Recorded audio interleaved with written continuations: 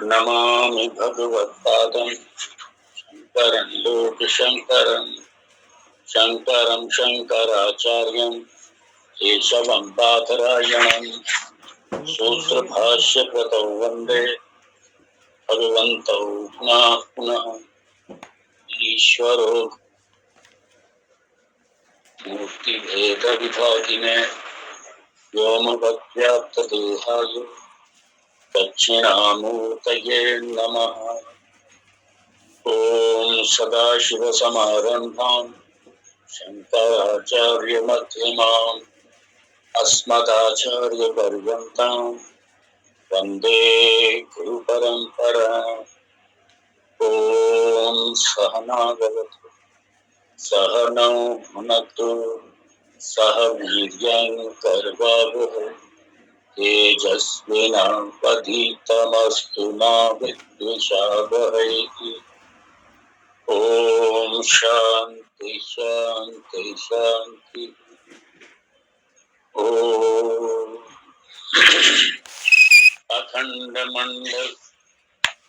अखंडम सच्चिदानंदम अवांग मनस गोचरम आत्मानम अखिलाधारम आश्रये अभीष्ट सिद्धये।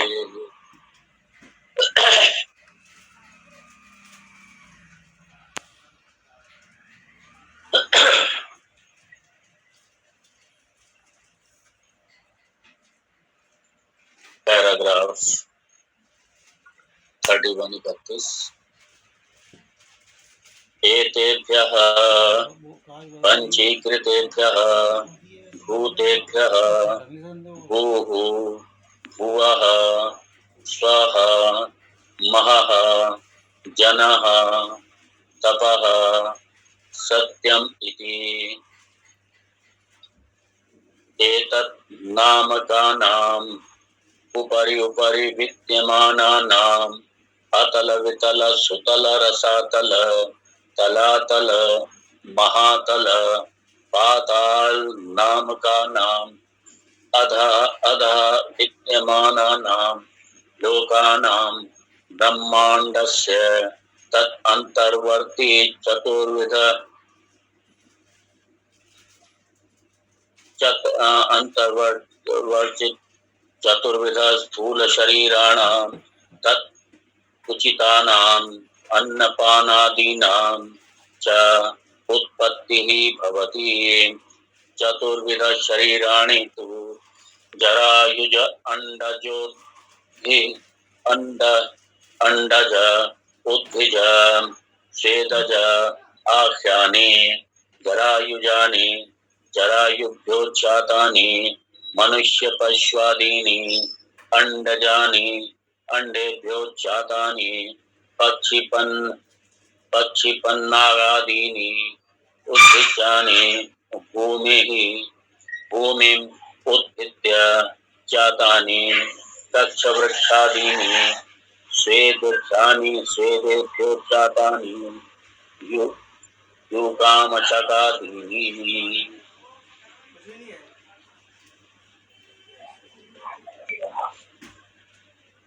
स्थूल प्रपंच की सृष्टि,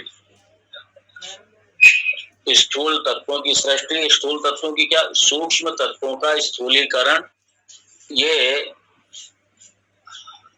स्थूल तत्वों की, ये महाभूतों की उत्पत्ति।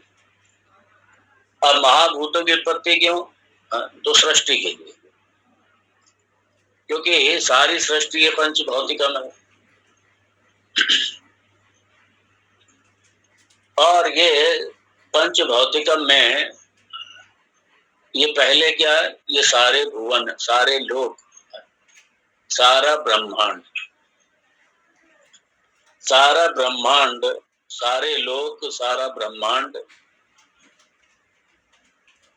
यहाँ पे एक क्वेश्चन ये भी उठता है, अक्सर लोग कह भी रहते हैं, ये भगवान को क्या पड़ी, भगवान भी मजे लेते हैं, ये सारे ये बना दिए लोग, क्यों बना दिए भगवान ने ये सब? और अगर बना दिए भगवान ने सब, तो कम से कम सबके कंफर्ट की व्यवस्था करते भगवान, सबको सुखी बनाते। ये दुख क्यों भगवान ने उत्पन्न कर दिया? ये शोक क्यों भगवान ने उत्पन्न कर दिया? ये सारी इतनी सारी समस्याएं भगवान ने क्यों उत्पन्न कर दी? अरे इतना सुंदर जगत बनाया तो ये सारा सुखमय वातावरण भी बनाते भगवान, सुखमय जगत बनाते भगवान। ये दुख आखिर क्यों उत्पत्ति कर दी? क्यों दुख बना दिया भगवान? ये भगवान पे अक्सर आरोप लगते हैं। भगवान ने क्यों बनाया? अरे बनाना ही था तो खाली सुख बनाते, दुख क्यों बना दिया भगवान? और जब सृष्टि बनाई थी तो सब आनंद में रहते, सुखपूर्वक रहते सब। भगवान ने क्यों ऐसा कर दिया? शास्त्र कहता है भगवान ने नहीं ऐसा कर दिया। ये भगवान किसी के दुख के लिए भगवान जिम्मेदार नहीं है। किसी प्रतिकूल स्थिति के लिए भगवान जिम्मेदार नहीं है। भगवान की कोई जिम्मेदारी नहीं। ये तो भगवान की कृपा है। भगवान ने सृष्टि की रचना कर दी और हमारे लिए सारी व्यवस्था कर दी भगवान ने। अन्न पान की, हर बात की हमारी व्यवस्था कर दी, तो भगवान की कृपा है।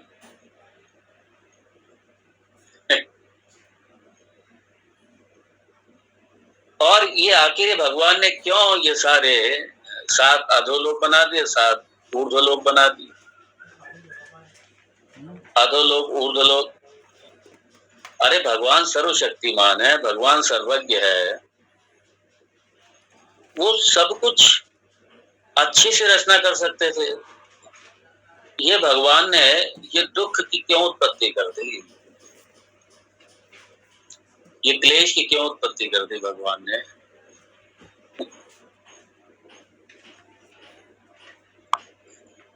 इसलिए कई बार दूसरे के दुख को देख करके वैराग्य हो जाता है, जैसे भगवान बुद्ध को हुआ था।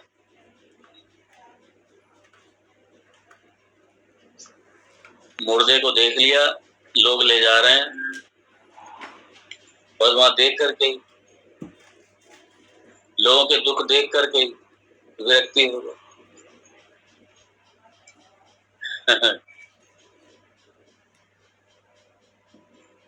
ऐसे कई लोगों के क्वेश्चन होते हैं कि भगवान ने आखिर बनाना था, सब इतना सब कुछ बनाया तो सब अच्छा ही बनाते, हम लोग अच्छी तरीके से वंडरफुल एंजॉय करते हैं हम लोग, ये दुख क्यों बनाती?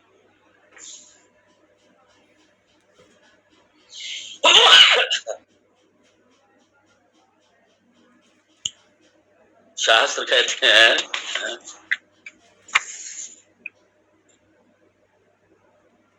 ये सुख दुख का ना तो भगवान सुख के दाता है, ना भगवान दुख के दाता है। ये हमारे कर्म है, हमारे कर्म ही सुखदाता है, हमारे कर्म ही दुखदाता है। भगवान तो फलदाता है, कर्म फलदाता है। सुख और दुख ये हमारे अपने कर्मों के ही फल हैं। और क्योंकि ये कर्म मूलक सृष्टि है, ध्यान दीजिए, ये कर्म मूलक सृष्टि है, सृष्टि है कर्म क्षय के लिए, ये कर्म मूलक है सृष्टि। तो पहला उद्देश्य तो यही है कि हमारे कर्म क्षय, और कर्म क्षय हमारे कर्म में पुण्य भी और पाप भी। क्योंकि जब सृष्टि हुई तो जब सारे अनंत जीवों की भी साथ में, सृष्टि के साथ में जब उनकी भी अभिव्यक्ति हुई तो उनके पुण्य भी हैं, उनके पाप भी हैं, दोनों हैं। पुण्य का भी क्षय होगा और पाप का भी क्षय होगा, दोनों का क्षय होगा। और क्षय कहाँ पे होगा? क्षय इसी सृष्टि में होगा, इसी सृष्टि के द्वारा क्षय होगा। सृष्टि में ही कर्म करके जीव पुण्य की भी सृजन करता है और पाप का भी सृजन करता है, दोनों का सृजन करता है। और हर पुण्य का फल ये सुख के रूप में, अनुकूल परिस्थिति के रूप में, और पाप का फल दुख के रूप में, प्रतिकूल परिस्थिति के रूप में। इसलिए ये हाँ दोनों ही है। इसलिए भगवान कोई दुख का कारण भगवान नहीं है। दुख का कारण हमारे अपने कर्म, हमारे अपने कर्म। अब उदाहरण के रूप में अपनी देह को ले लीजिए आप जरा। ये हमारी देह जिस समय निरोगी होती है, खासतौर पे बचपन में, युवावस्था में, बड़ा अच्छा लगता है। ये देह वरदान सिद्ध होती है, बड़ा अच्छा लगता है इस देह के साथ में। और उसके बाद में, एक समय के बाद में, जब देह रोगी हो जाता है और रोग बढ़ता जाता है, तो यही देह हमारा बोझ बन जाता है। यही देह हमारा बोझ बन जाता है। इसीलिए, और सबसे मजे की बात है, ये जो लोक है, ये जो सृष्टि है, ना ये दुखात्मक है ना ये सुखात्मक है। ये दुखात्मक सुखात्मक नहीं है, क्योंकि अपने आप में जड़ है। ये हमको सुख दुख नहीं देती। सुख दुख की जो परिस्थिति है, ये हमारे पुण्य पाप लेकर के आते हैं। हमारे पुण्य पाप लाते हैं इसे। और अब ऐसे ही जैसे शरीर है, युवावस्था में, बचपन में, ये सब एक सुख का साधन लगता है। इसके साथ आप सब कुछ एंजॉय करते हैं। और उसके बाद में जब एक अवस्था ऐसी आती है, रोग की अवस्था आ जाती है, बुढ़ापे की वृद्धावस्था आ जाती है, तब क्या होता है? तब यही इस शरीर का प्रत्येक ज्वाइंट बोलता है। तब पता चलता है, अरे हमारे इतने हमारे जोड़ हैं शरीर में। क्योंकि हर शरीर बोलता है, आ जाओ, देखो, हमारी देखभाल करो। सब बुलाते हैं उस समय। और उस समय ये देह हमारी बोझ बन जाती है। यही हमारा दुख का कारण लगने लगता है। भगवान से कहते, एक समय होता है कि जब हम देह की बड़ी केयर करते हैं, सब कुछ करते हैं, और एक समय आता है भगवान से हम कहते हैं, भगवान अब ये उठा लो, अब इसको अब उठा लो, अब ये धोया नहीं जाता, अब ये झेला नहीं जाता इसका दुख, उठा लो इसको। तो भगवान ना दुख का हेतु है ना सुख का हेतु है। हमारे अपने कर्म, और कर्मों के क्षय के लिए ही, पुण्य पाप के क्षय के लिए ही ये सृष्टि होती है। और दूसरा, भगवत प्राप्ति के लिए। क्योंकि भगवान मिलेगा तो इसी सृष्टि के ही माध्यम से मिलेगा, इस सृष्टि में ही मिलेगा भगवान। और कहाँ मिलेगा? आपकी उपाधि के साथ भगवान मिलेगा। उपाधि होनी चाहिए, उपाधि के साथ ही तो मिलेगा। और उपाधि होगी तो सृष्टि भी होगी। सृष्टि भी तो इसीलिए हुई है। और अगर यदि उपाधि ना हो, यदि जीव राशि हो ही ना, तो ये सृष्टि आखिर क्या, इसका हेतु क्या रहेगा? फिर इसका कोई हेतु नहीं रहेगा। इसलिए सृष्टि कर्म क्षय के लिए, और कर्म क्षय बिना उपाधि के नहीं होता। उपाधि के साथ में कर्म क्षय होगा। उपाधि नहीं है, आप भोग आयतनम, एक उपाधि को कहे गए भोग आयतनम, तो भोग आयतनम तो चाहिए। स्थूल शरीर जो है भोग आयतनम है, ये भोग आयतनम चाहिए, तभी तो भोग भोगेंगे आप पुण्य पाप का, वरना कैसे भोगेंगे?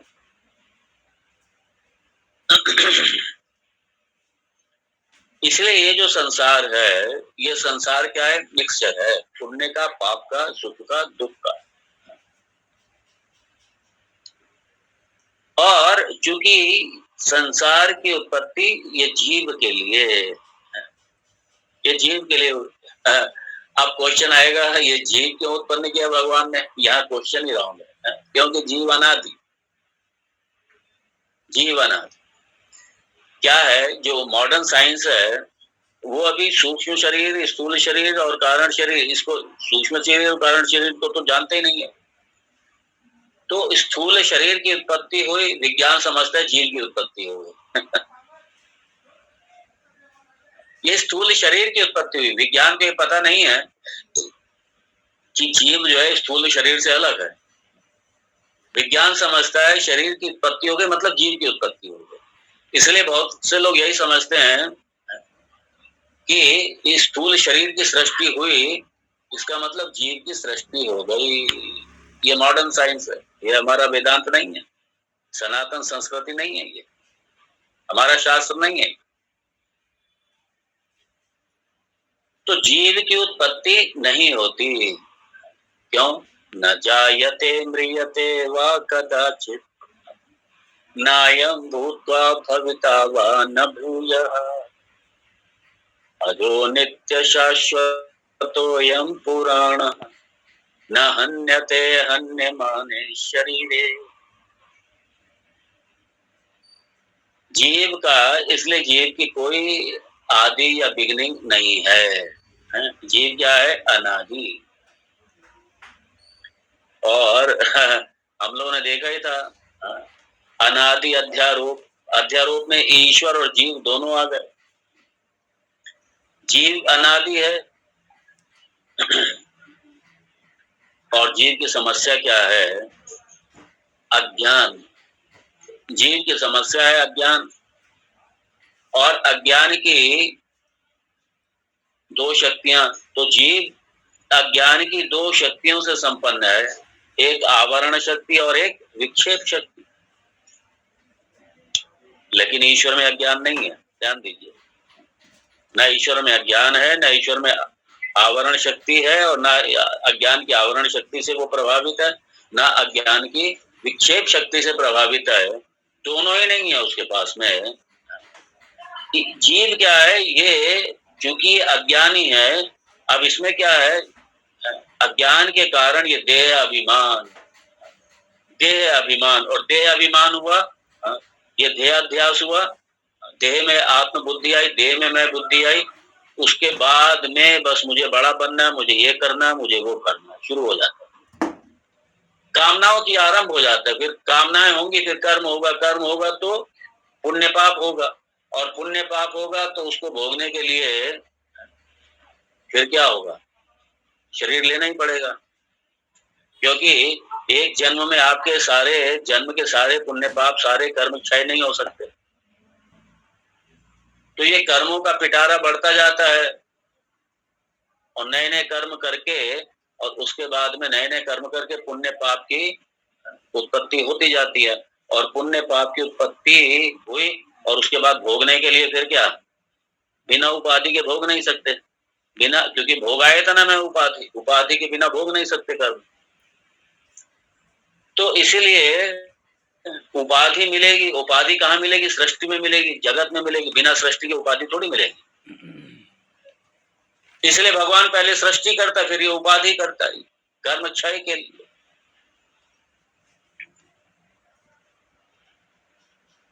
और फिर ये, और ये अक्सर आता है, ये मैं क्वेश्चन पहले भी ले चुका हूँ, ये पहले कह भी चुका हूँ, फिर रिपीट कर रहा हूं मैं। कई बार लोगों का ये सामान्य क्वेश्चन है, सामान्य सा, अरे मैंने तो आज तक किसी के साथ बुरा ही नहीं किया, कभी किसी के साथ बुरा सोचा भी नहीं, कुछ नहीं, मैंने कभी किसी के साथ बुरा किया।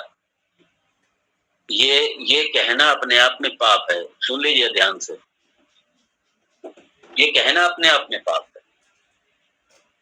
आप क्या जानते हैं क्या सारे पहले दिन से लेकर आज तक का अनजाने में कितनी भूल चूक से हो गई, कुछ पता है क्या? और पिछले जन्मों का पता है क्या कि कौन सा पाप हम करके बैठे हैं? इसलिए ये कहना कि हमने कभी किसी के साथ बुरा नहीं किया, साथ में ये जरूर कह देना चाहिए मैंने जानबूझ करके बुरा नहीं किया, अनजाने में हो गया हो तो हम कह नहीं सकते। दूसरी बात, ये तो इस जन्म के संबंध में, जो पिछले जन्म हम लेकर के बैठे हैं, किस जन्म का हमको पता है? हमने कभी किसी के साथ बुरा नहीं किया, सारे दुख भगवान हमको देता है, सारी बुरे दिन हमारे लिए आए हैं बस। वो देखो, वो इतना मौज में रहता है, इतनी मस्ती में रहता है, इतनी रिश्वत लेता है, इतने गलत काम करता है, फिर भी देखो वो सुखपूर्वक रह रहा है। वो आदमी सोचता है कि वो कोई साधनों के साथ में संपन्न है, वो रह रहा है तो बड़ा सुखी होगा वो। वो देखो कितना सुखी, गाड़ियों में घूमता है, ऐश कर रहा है वो। और हमें देखो, तो मैं उसको जानता हूँ, इतना बुरे कर्म किए हैं, सारा पाखंडी है, सारा ये वो सब, और मैंने कभी कुछ नहीं किया, फिर भी मैं दुखी।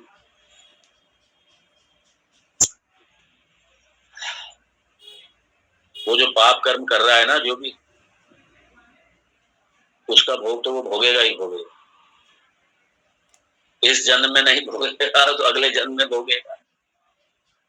और नहीं तो जो पाप की कमाई वो डायरेक्ट जो बच्चों को खिला रहा है, उसके बच्चे भोगेंगे, उसके पोते भोगेंगे, 3 जनरेशन तक भोगेगा।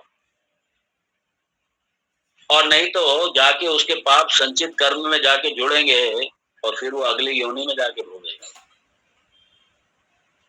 भोगना पड़ेगा। हमने जो अच्छे काम किए हैं, लेकिन फिर भी लोगों को लगता है कि हमें बहुत दुखी है, और लोग कंक्लूजन गलत निकालते हैं। क्या कहते हैं कि ये सारे दुख का कारण जो है, ये अच्छे कर्म ही दुख का कारण है, अच्छे कर्म ही दुख का कारण है। वो ये निष्कर्ष लोग निकाल लेते हैं गलती से। ये उनसे सबसे बड़ा पाप हो जाता है। मतलब भगवान की सृष्टि में दोष निकालने लगते हैं। भगवान ने सृष्टि की है, भगवान ने एक क्रमबद्ध तरीके से सृष्टि की है, एक सिस्टमेटिक सृष्टि की है। तो ये थोड़ी भगवान आप किसी को अननेसेसरी, भगवान को बस ऐसी शौक है किसी को दुख देने का और किसी को सुख देने का। लोग भगवान में दोष निकालते और ये उनका पाप हो जाता है, और इस पाप का भी भोग उन्हें भोगना पड़ेगा, उन्हें पता नहीं है। भगवान की सृष्टि में, भगवान के कानून में दोष निकाल देते हैं। अरे भगवान की गलती नहीं हो सकती कभी। भगवान का तो हमेशा धन्यवाद दीजिए। अगर दुख भी है तो धन्यवाद दीजिए, भगवान आपने मेरा एक पाप आपने मेरा कम कर दिया। भगवान को हमेशा धन्यवाद दीजिए, चाहे कोई भी परिस्थिति हो। भगवान का हमेशा आभार, हमेशा धन्यवाद, हमेशा वंदन, हमेशा स्मरण भगवान का। आपकी परिस्थिति चाहे कोई, परिस्थितियां अपनी जगह पे है। भगवान को परिस्थितियों में खींच करके मत लाइए। अपने पुण्य पाप की जिम्मेदारी आप खुद लीजिए और भगवान को धन्यवाद दीजिए। भगवान ने इतनी सुंदर सृष्टि करके आपको मानवता ने दे दिया, आपको ये सत्संग दे दिया। आप सत्संग श्रवण कर रहे हैं, भगवान की कथा का श्रवण कर रहे हैं, भगवान का स्मरण कर रहे हैं।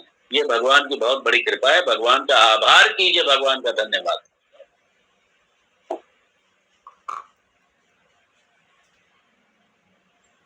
सुखस्य दुखस्य कोपि न दाता। अरे ये मेरे अपने कर्म, और भगवान को मैं क्यों तकलीफ दूं इन सब बातों में। भगवान से तो यही प्रार्थना करो, हे भगवान आपका स्मरण बना रहे, बस आपकी कृपा बनी रहे, आपका वरद हस्त मेरे ऊपर बना रहे, आपकी चर्चा, आपका सत्संग मुझे मिलता रहे, ये स्वस्थ बना रहे, ताकि आपका नाम लेता रहूं मैं। ये सारा हमारा दृष्टिकोण होना चाहिए।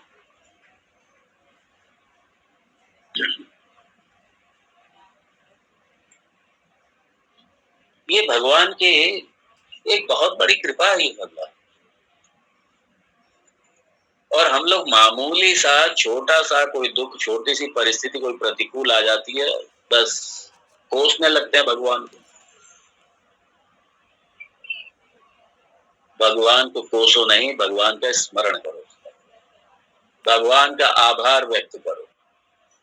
इतनी सुंदर सृष्टि दी है, इतना सुंदर समाज दिया है, इतना सुंदर परिवार दिया है, इतने सुंदर लोग दिया है, इतना सुंदर तन दिया है, इतना सुंदर सब कुछ इतना सुंदर दिया है। इतना सुंदर मेरा राष्ट्र दिया है, इतनी सुंदर मेरी संस्कृति दी है, इतना सुंदर सत्संग दिया है, इतने सुंदर शास्त्र दिया है, इतना सुंदर मुझे जीवन का विधान मिला है। ये सारे स्मरण रखिए। और ये हमारे अपने कर्म हैं। हमारे कर्म हैं और ये भगवान की कृपा है। इसलिए ये सारे जो 14 भुवन हैं, ध्यान दीजिए, ये जो सारे 14 भुवन हैं, कौन कौन से 14 भुवन है? भूहु भुवः स्वः महः जनः तपः सत्यम, ये 7 लोग, ये जो अपर लोग मिले हुए हैं हमें, और 7 लोग जो नीचे के अधो लोग हैं, अतल वितल सुतल रसातल तलातल महातल पाताल, ये 7 लोग, ये किसके लिए हैं? ये सिर्फ अपने पुण्य पाप को एग्जॉस्ट करने के लिए हैं। और क्योंकि मनुष्य जीवन में कर्म का अधिकार मनुष्य में है, इसलिए हम ब्रह्म विद्या सीख करके, ब्रह्म को पा करके, ब्रह्म को जान करके हम ये आवागमन पे इसको समाप्त कर सकते हैं। हम कर्म का पूरी तरीके से हम खात्मा कर सकते हैं। इसके द्वारा ज्ञानाग्नि सर्व कर्माणि भस्मसात् कुरुते। इस ज्ञान की अग्नि से, इस ब्रह्म ज्ञान की अग्नि से, इस आत्म ज्ञान की अग्नि से सारे कर्म राख कर सकते हैं, हम पुण्य पाप राख कर सकते हैं, और उसके बाद में हम भगवत प्राप्ति कर सकते हैं। ईश्वर को अपने अहम के रूप में, अहम ब्रह्मास्मि, इसका बोध कर सकते हैं। इस ज्ञान के द्वारा हम पुण्य पाप को जला सकते हैं, सारे कर्मों को जला सकते हैं, आवागमन मिटा सकते हैं। ये मानव तन में ही संभव है। और या फिर अगर इतना ना हो तो हम अच्छे कर्म करके, पुण्य कर्म करके हम अपना परलोक सुधार सकते हैं। हम पुण्य को बढ़ा सकते हैं, और पुण्य भी निष्काम पुण्य, ये ध्यान रखना। सकाम होंगे तो फिर आप अच्छे लोकों में जाओगे, भोगोगे जाकर। इसलिए निष्काम पुण्य करके, निष्काम कर्म करके अधिकारित्व पा करके, निष्काम कर्म का फल सत्संग ही है, अधिकारित्व है, गुरु की प्राप्ति है। ये सब हमारी यात्रा चलती रहे, ताकि अगली यात्रा में, अगले जन्म में मैं फिर से इसी सत्संग में आ जाऊं। इस जन्म में मेरी यात्रा पूरी नहीं हो पाई तो अगले जन्म में मैं इसको पूरा कर लूं, इस यात्रा को पूरा कर लूं। ये इसके लिए है मानव तो।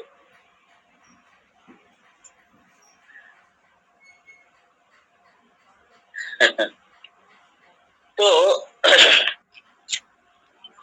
सर्वं कर्माखिलं प्राप्त ज्ञाने परिसमाप्यते, ज्ञान में समापन होता है। इस जन्म में ही करो।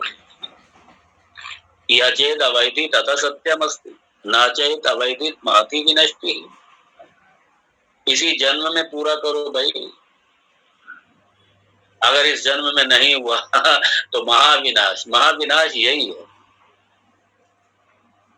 पैसा चला गया, प्रॉपर्टी चली गई, ये नाश विनाश ये नहीं है। नाश विनाश ये तो लाए नहीं थे, यहाँ पे आया था, आकर अगर चला भी गया तो चला गया। ये नाश विनाश थोड़ी है। नाश विनाश तो ये है, महाविनाश तो ये है कि मैंने अपना जीवन व्यर्थ कर दिया, मैंने भगवान को ही नहीं पाया और जीवन व्यर्थ चला गया, ये महाविनाश है। मैंने ब्रह्म को नहीं जाना और ये महाविनाश है। इसलिए ये जो ह्यूमन बर्थ है, मानव जीवन, मानव जन्म, यही सबसे बड़ी उपलब्धि है अपने आप। ये सबसे बड़ी उपलब्धि, और इसी में हम सारे कर्मों को समाप्त कर सकते हैं। ज्ञानम ज्ञाने परिसमाप्यते। और ये जो जीव स्टेटस, ये जो जीव अपने आप को मान रखा है, ये स्टेटस का भी खत्म हो जाए, ये स्टेटस भी समाप्त हो जाए। अहम ब्रह्मास्मि, अहम जीवः, यहाँ से उठ करके अहम ब्रह्मास्मि, हम ब्रह्मास्मि में आकर के हमारी यात्रा समाप्त होनी चाहिए।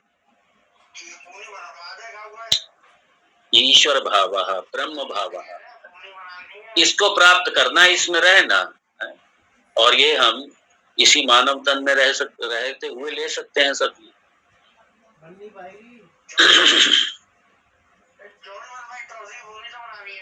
इसलिए विद्यमाना लोकाना, इस सारे सर्व लोग, ये जितने 14 लोग हैं, क्यों खाम में चक्कर काटे इनके, क्यों खाम में?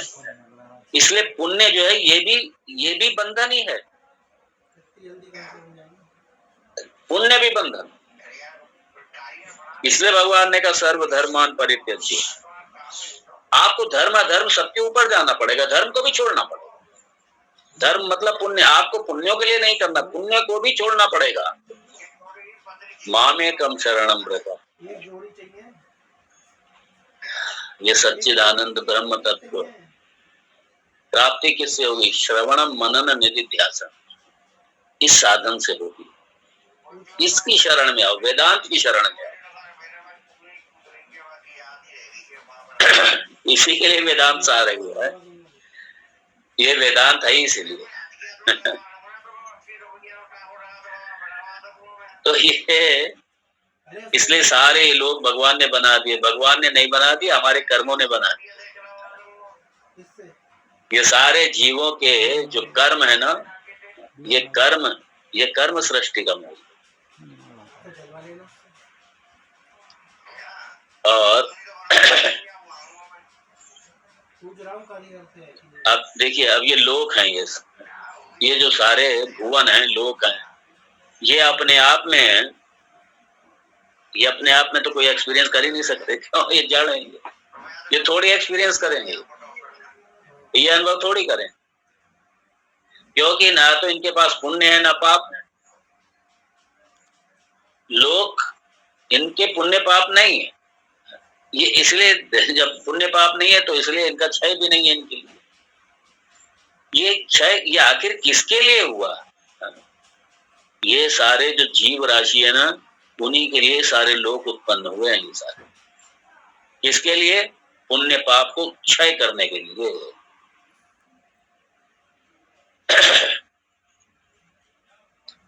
और बड़े मजे की बात है, ये 14 लोक, और 14 लोकों में ये सारे इतने 84 लाख योनि है, और ये सारी योनि क्या है? जीव हैं ये सारी। इसलिए जीव जब हम कहते हैं तो खाली जीव में आप ह्यूमन बीइंग को मत ले लेना, खाली मानव को मत ले लेना। ये जितने भी प्राणी हैं, प्राणधारी जीव हैं, ये सब लीजिए आप। इसमें आपके बैक्टीरिया और सेल्स भी आ जाएंगे, इसमें जितनी योनि है सब आ जाएंगे, सारे आएंगे।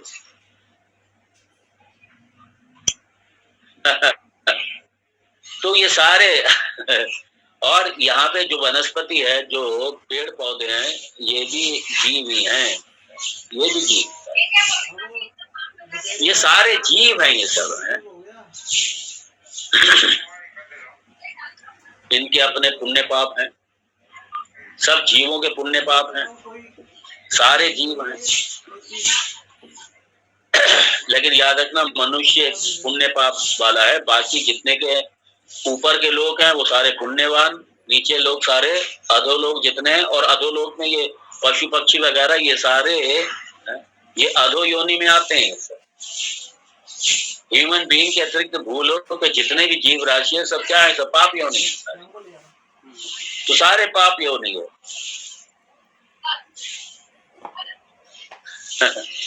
अब तो विज्ञान कहता है कि देखिए कितने सारे स्पीशीज हैं, कितने सारे जो जाति जीव हैं वो नष्ट हो गए, और कितने नए तरीके के जीव नए सामने भी आ रहे हैं। कुल मिलाकर के ये सारे के सारे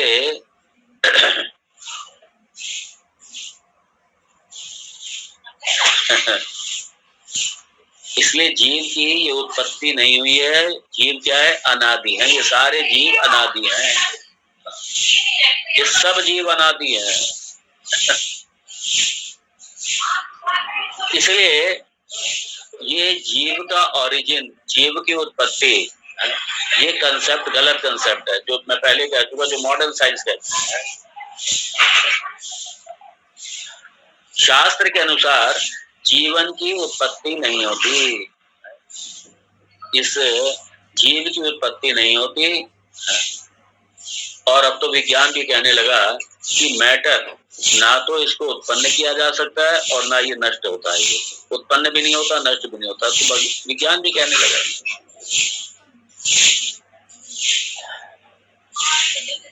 अब विज्ञान कहता है ये जो बिग बैंग थ्योरी है उसके बाद में जीव आया, जीव की उत्पत्ति हुई।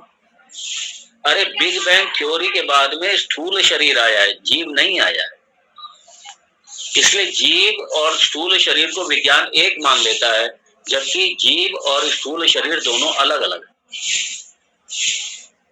विज्ञान के अनुसार जो विज्ञान कहता है बिग बैंग के बाद में सब आया, जीव भी बिग बैंग के बाद में आया। अरे जीव बिग बैंग के बाद में नहीं आया।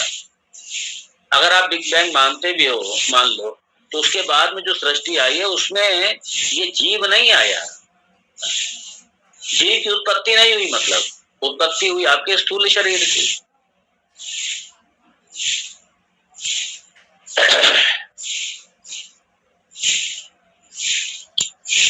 तो ये जो शास्त्र के अनुसार ये जो प्राणी है, जो जीव है, प्राणी है, लिविंग बीइंग है, इसकी उत्पत्ति नहीं है। ये क्या है? ये अनादि है। लेकिन इसको जो उपाधि मिलेगी, शरीर मिलेगा, उस शरीर, वो शरीर की उत्पत्ति है।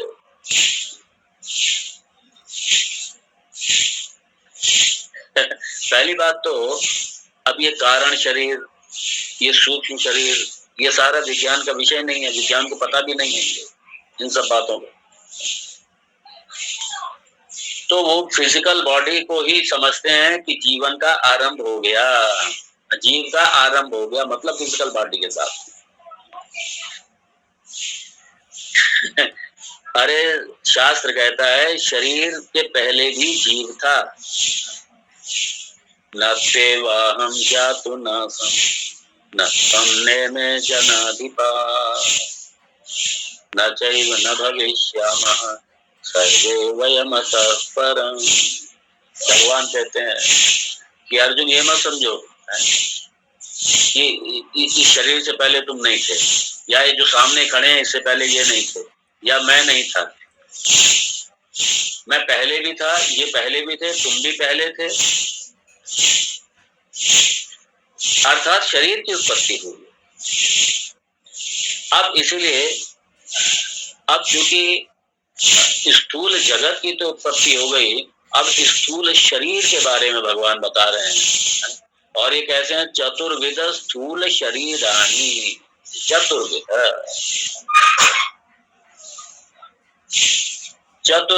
शरीर,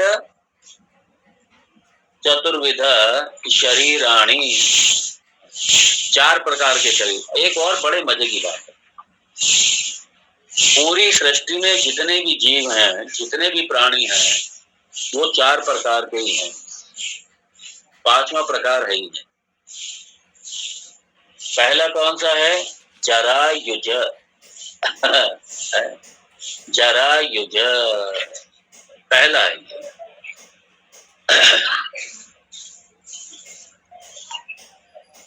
गर्भाशय से जो उत्पन्न होते हैं, एक गर्भाशय में झिल्ली से लिपट कर, झिल्ली में लिपटा हुआ जो तन है, जो शरीर है, एक वो। इसमें कौन आएंगे? इसमें मानव आदि हो गए, मानव हो गए, पशु हो गए, पशु भी सारे इसी तरीके से, मानव हैं, पशु हैं। ये सब कैसे आएंगे? ये सब इसे जरायुज, ये जितने पशु हैं, मानव हैं, ये सब जरायुज। दूसरे हैं अंडज, वो गर्भ में आएंगे लेकिन पहले अंडे के उसमें आएंगे वो, मतलब सीधा अंडे से ही उत्पन्न होंगे। आप कहेंगे मानव भी तो पहले अंडे के रूप में आता है, लेकिन मानव जब उत्पन्न होता है तो अंडे में से निकलता नहीं है, अंडे में से निकलेगा नहीं मानव। जब मानव आएगा, पशु आएगा, तो सीधा स्थूल शरीर ही सीधा आएगा। और अंडज, अंडे से उत्पन्न होने वाले जितने हैं, ये पक्षी आदि, ये मैमल्स, ये सांप आदि, ये सर्प, और ये जितने ये पृथ्वी पे रगड़ के चलने वाले हैं पेट के बल, ये सारे के सारे, और पक्षी जितने भी हैं, ये सब किसमें आएंगे? अंडे के उसमें आएंगे।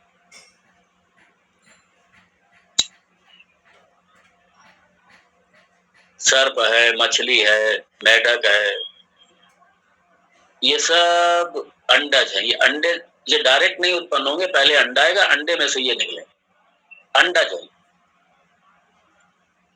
तो सारे के सारे ये अंडज। फिर तीसरे कौन से हैं? उद्भिज। ये पृथ्वी को फोड़ करके निकलने वाले वनस्पति सारी। वनस्पति ऐसे ही निकलेगा, बीज फूटेगा, अंकुर के रूप में आएंगे ये उद्भिज। फिर ये जमीन धरती को फाड़ करके ऊपर निकलेंगे, ये उद्भिज। ये जितना वनस्पति जगत है सब उद्भिज। ये अंडे से नहीं आएगा, जरायु उद्भिज। सारा वनस्पति जगत, जितने पेड़ हैं, जितने पौधे हैं, सब उद्भिज हैं। ये कुछ है वो बीज से, बीज डालेंगे तब निकल करके आएगा, और कुछ है डायरेक्ट आप किसी पौधे की टहनी लगा देंगे और तब वो आगे बढ़ेगा। तो ये सारे उद्भिज हैं,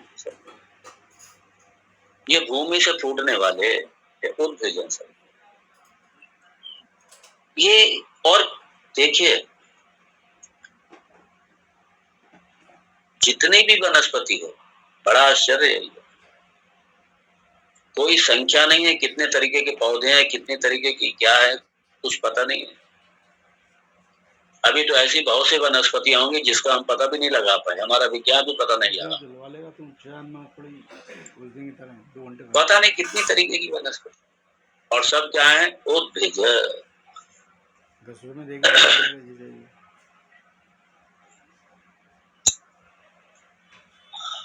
तो ये धरती को फाड़ करके ये सारी निकलने वाली ये जितनी औषधियां हैं, जितनी वनस्पति है, जितने पेड़ हैं, पौधे हैं, जो भी वनस्पति जगत का है, सब क्या है? उद्भिज। ये प्राणी है, ध्यान रखना, ये सब, ये सारे प्राणी है, जीव हैं, ये सारे, ये सब सारे जीव हैं, सारे ये सब इनकी उपाधियां हैं जीवों, ये सारे जीव हैं, और पाप योनि है ये सब, ये सब पाप योनि है। ये एक मुझे ऐसे एक हमारे अच्छे संत बता रहे थे, ऐसे बोले जितने ये लुटेरे हैं, दूसरों का लूट के खाने वाले, दूसरों का हक मार के खाने वाले, ये जितने भी इस तरीके के लोग हैं, दूसरों का हड़पने वाले, दूसरों का खाने वाले, बस सब जगह से खा लें, बस खा लें। बड़ा आश्चर्य तो तब होता है जब सुनने में आता है, भाई मेरे तो, मुझे तो कोई ज्यादा पता नहीं, सुनता हूं तो बता रहा हूं आपको। कई बार ऐसा सुनने में आता है जब लोग सरकारी ऑफिसेस में कहीं काम कराने जाते हैं, जबकि वहां जो भी बैठे हैं उस सीट पर, उसकी ड्यूटी है काम करना, वो कोई आया उसका काम करे, खत्म करे, अपनी ड्यूटी करे वो अपना। लेकिन जब हैरेस करते हैं, परेशान करते हैं, लूटते हैं, जब तक देगा नहीं अगला, काम ही नहीं करेंगे, और ज्यादा कहेंगे तो साफ करें, ठीक है आपको जो करना कर लीजिए, हम नहीं करते, आप शिकायत कर दीजिए हमारी, ये और कहेंगे साथ में। एक तो काम नहीं कर रहे, ये पाप कर रहे हैं, ऊपर से ये कह करके अपने पाप को और बढ़ा रहे हैं। ये जितने इस तरीके के लोग हैं, ये गलत काम करके खाने वाले, भ्रष्टाचार के द्वारा उल्टे सीधे काम करके खाने वाले, दूसरों को परेशान करके खाने वाले, सारे दूसरों का हक मारने वाले, सबका हक मारेंगे, सबका मारेंगे हक, टेंडेंसी है। ये सारे के सारे ऐसे जो है ना, ये फलदार वृक्ष बनना पड़ता है। फलदार वृक्ष है। जितना जितना लोभ में व्यक्ति जिया था, लोभ में जितना लोभ पूर्ण उसने व्यवहार लोगों के साथ किया था, लूटा था लोगों को, परेशान किया था, उत्पीड़न किया था, शोषण किया था, अब वृक्ष बन करके आप अपनी जो कमाई है, ईमानदारी की, मेहनत की जो कमाई है, जो फल आप में लगे हुए हैं, आप एक फल भी नहीं खा सकते उसको, एक फल नहीं खा सकते।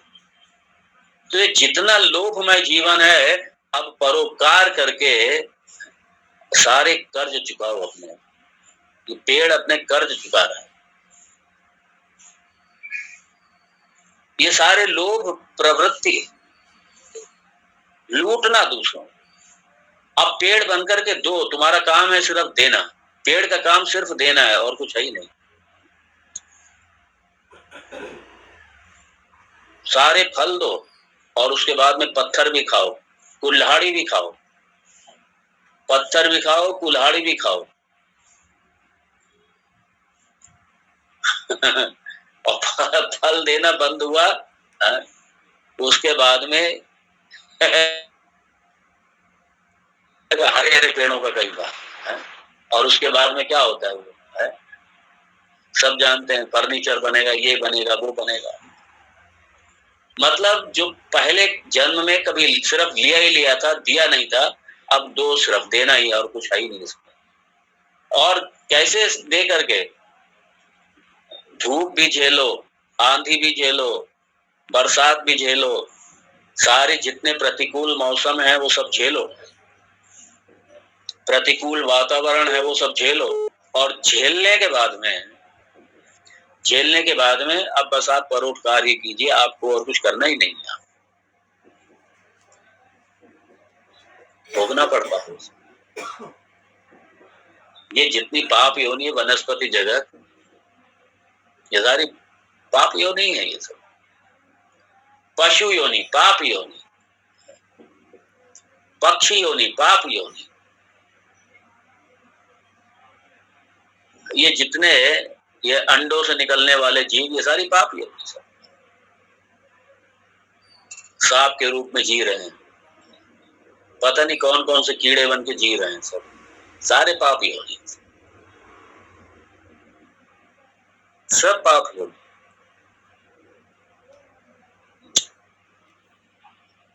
पशु बन के पता नहीं कितने कितने तरीके के पाप करके बैठे, सारे भोग रहे हैं, सारे अपने सारे पाप भोग।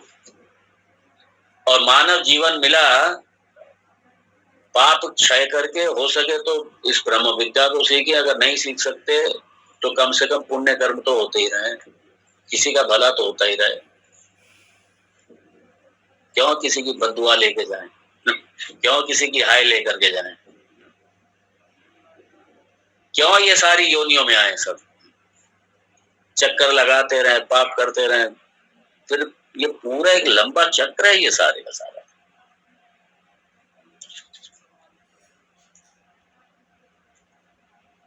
तो ये उद्भिज, और उसके बाद स्वेदज, स्वेदज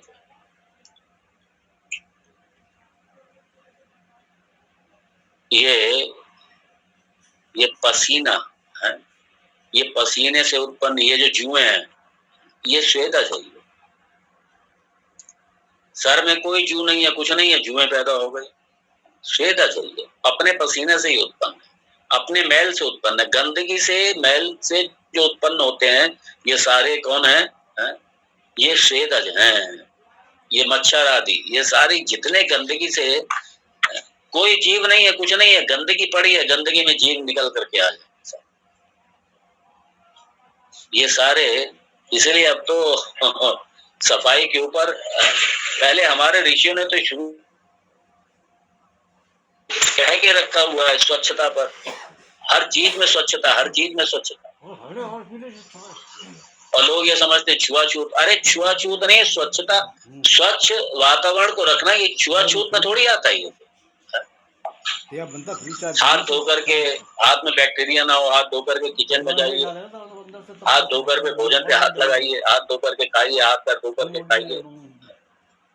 ये स्वच्छता के नियम, ये तो हमारे स्वच्छता का, ये तो प्रथम पाठशाला ही हमारी स्वच्छता की।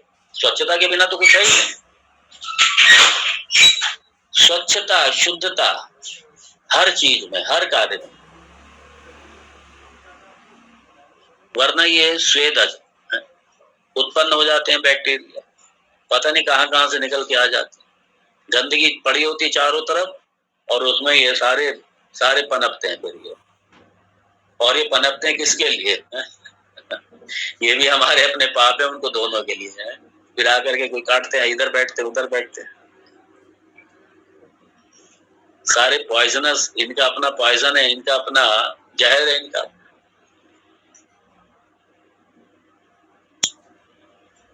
तो ये जितने, ये 4 तरीके के हैं, जरायुज, अंडज, उद्भिज, स्वेदज, और इसके अलावा 5वें तरीके से किसी भी स्थूल देह की उत्पत्ति नहीं होती।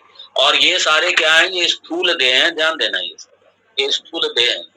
तो स्थूल देह के उत्पन्न होने के 4 ही सिर्फ हैं, 5वां नहीं है कोई, और किसी तरीके से 5वें उत्पन्न नहीं होता। आप कहेंगे नहीं नहीं नहीं, भगवान ने अवतार, अरे भगवान का अवतार इसमें मत शामिल करो। भगवान तो जब चाहेंगे, भगवान जब चाहेंगे कोई भी रूप सामने धारण करके खड़े हो जाएंगे। वो कर्मज नहीं है, वो कर्म से उत्पन्न नहीं हो रहा है। ये स्थूल देह, ये कर्म से, ये सारे कर्म से उत्पत्ति है, ये सब है। ये कर्म क्षय करने के लिए उत्पत्ति हुई है इनसे। ये 4 तरीके के जो स्थूल शरीर हैं, और ये सारे स्थूल शरीरों में ही आते हैं, ध्यान दीजिए, ये सब स्थूल शरीर हैं।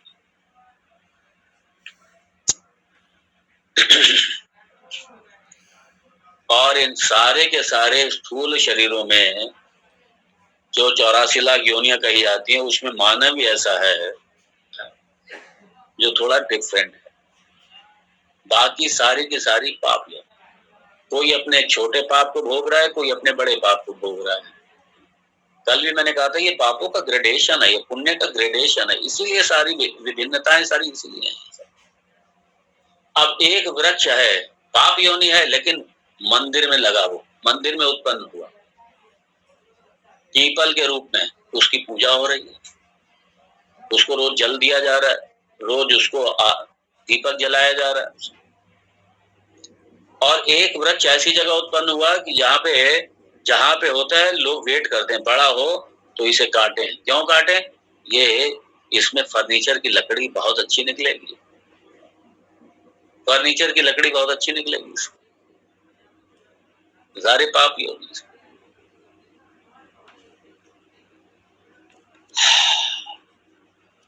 इसलिए हमारे यहाँ हरे वृक्ष को हमारे यहाँ इसलिए काटना, ये निषेध बताया गया, हरे वृक्ष को नहीं काट। और कई बार अगर आवश्यकता अनुसार वृक्ष काटना भी पड़ता था तो उसके पहले 10 वृक्ष लगाए जाते थे, क्योंकि एवरेज यही बैठता है, 10 वृक्ष लगाइए तो 1 वृक्ष पनपता है उसमें।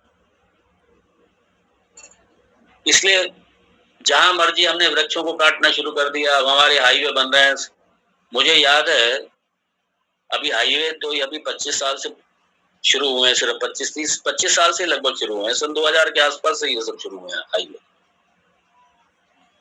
इससे पहले देख लीजिए, जितने भी हाईवे थे वो सिंगल रोड थे और सड़क के दोनों तरफ वृक्ष होते थे। भारत का एक भी हाईवे ऐसा नहीं था जिसके सड़क के दोनों तरफ वृक्ष ना हो। एक शहर से दूसरे शहर को जोड़ने वाले जितने भी मार्ग थे, वो सारे के सारे दोनों तरफ वृक्ष लगे हुए। आप सारे कोई भी सड़क उठा के देख लीजिए। और जब ये 4 लेन बनना शुरू हुए, जब बड़े बड़े हाईवे बने, 6 लेन 8 लेन बनना शुरू हुए, तो स्वाभाविक है जब सड़क चौड़ी होगी तो पेड़ दोनों तरफ के कटेंगे। इसलिए आज देख लीजिए, सारे हाईवे बिना पेड़ों के हैं।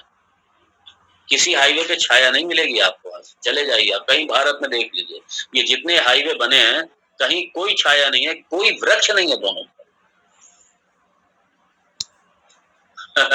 हमने अपनी सुविधा के लिए काट दिए। अरे काट दिए, जरूरत थी काट दिए, अब लगाओ तो सही उसको। हाईवे के दोनों तरफ जो नए नए हाईवे बनाए, वृक्ष लगाओ भाई दोनों तरफ।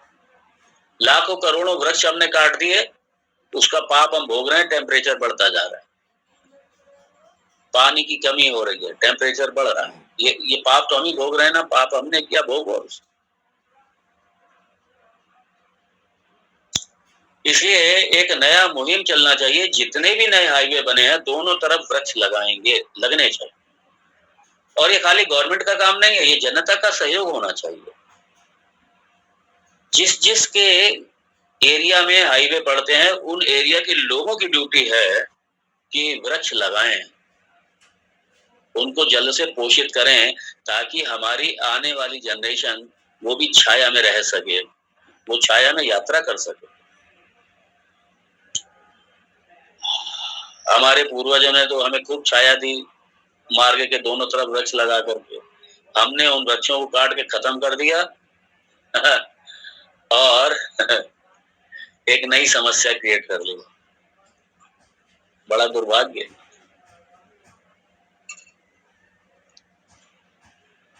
अब आप कहेंगे क्योंकि वो पाप योनि थी, काट के फेंक दे, उनके अपने प्रारब्ध, उनका भी अपना वो था, प्रारब्ध था, वो ठीक है। हमारी ड्यूटी क्या है? हमारी एक ह्यूमन बीइंग की ड्यूटी क्या है? हमारी ड्यूटी क्या है? भगवान की सृष्टि में हम अपना योगदान दें। और सही बात तो यह है, मानव की उत्पत्ति भगवान ने की भी इसलिए है, इसलिए उत्पत्ति हुई है ताकि इस सृष्टि को कुशलता पूर्वक संचालन करने में मानव भगवान का योगदान करेगा। बाकी कोई किसी में इतनी बौद्धिक क्षमता नहीं है, बाकी कोई नहीं, यो नहीं कर सकती, मानव कर सकता है। और मानव की ड्यूटी बनती है ईश्वर सृष्टि में अपना कंट्रीब्यूशन दे, अपना योगदान दे, ये मानव की ड्यूटी है।